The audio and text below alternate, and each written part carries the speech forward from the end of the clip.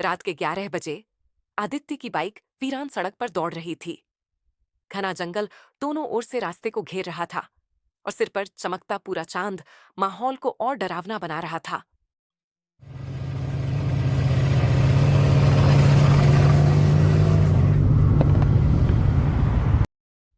अचानक बाइक के हेडलाइट्स के सामने एक छाया लहराई। किसी औरत जैसी आकृति, लंबे खुले बाल, सफेद कपड़े और झुकी हुई गर्दन। आदित्य ने झटके से ब्रेक लगाए। दिल तेजी से धड़कने लगा, लेकिन जैसे ही उसने दोबारा देखा, वहां कुछ नहीं था। हेलुसिनेशन होगा। उसने खुद को समझाया, मगर तभी एक धीमी सर्द आवाज उसके कानों में पड़ी।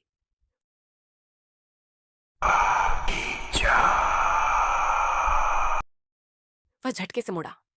कोई नहीं था, लेकिन उसके ठीक सामने वही औरत अब सड़क के किनारे खड़ी थी। उसकी आंखें गहरे काले गड्ढों जैसी खाली। आदित्य, जो एक पत्रकार था, एक रहस्यमयी घटना की जांच करने आया था। सर, मेहता सर ने आपको ये लेटर दिया है और कहा है कि आप आज ही चंद्रपुर के लिए निकले। वहां पे रामलाल जी हैं जो आपको मदद करेंगे। उनका नंबर लेटर मी दिया है। इस जंगल के पार एक गांव था, चंद्रपुर।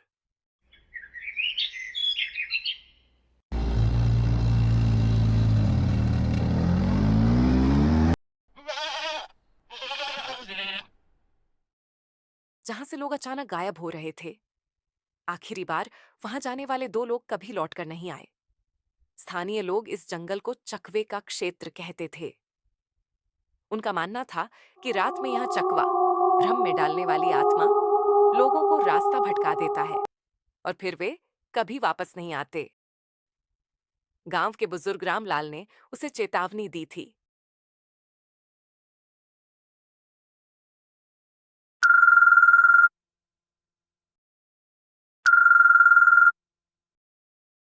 नमस्ते रामलाल जी।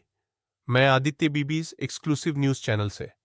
ठीक। आदित्य बेटा सुनो, अगर रात में कोई आवाज बुलाए तो पलटकर मत देखना, और अगर कोई तुम्हारा नाम पुकारे तो आंखें बंद कर लेना।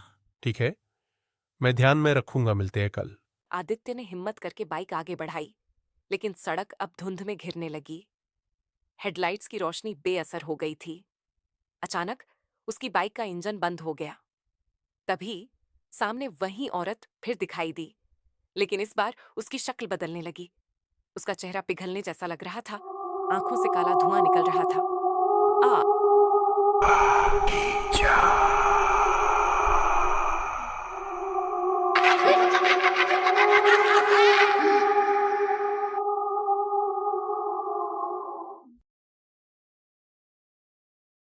आदित्य का शरीर सुन्न हो गया।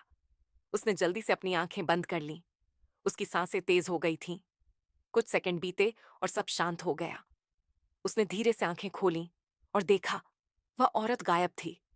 लेकिन तभी उसके पीछे किसी के पैरों की आहट हुई।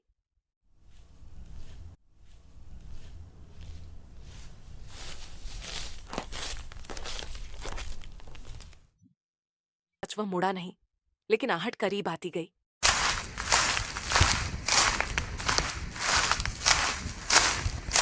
मत मुड़ो, मत मुड़ो। मगर तभी किसी ने उसके कान में फुसफुसाया।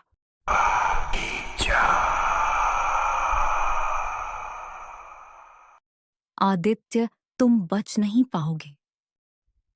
आदित्य ने हिम्मत जुटाकर जेब से एक छोटी शीशी निकाली। उसमें काले तांत्रिक से लिया हुआ पवित्र गंगा जल था। ये गंगा जल तुम्हारी बुरी शक्तियों से रक्षण करेगा। उसने झट से पानी अपने चारों ओर छिड़क दिया। एक भयानक चीख जंगल में गूंज उठी।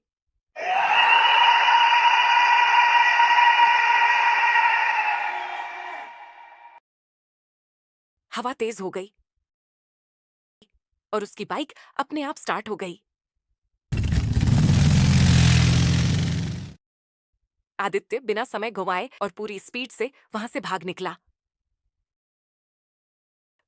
सुबह होने तक वह गांव वापस पहुंचा, लेकिन उसकी हालत खराब थी। चेहरा पीला, आंखों में डर।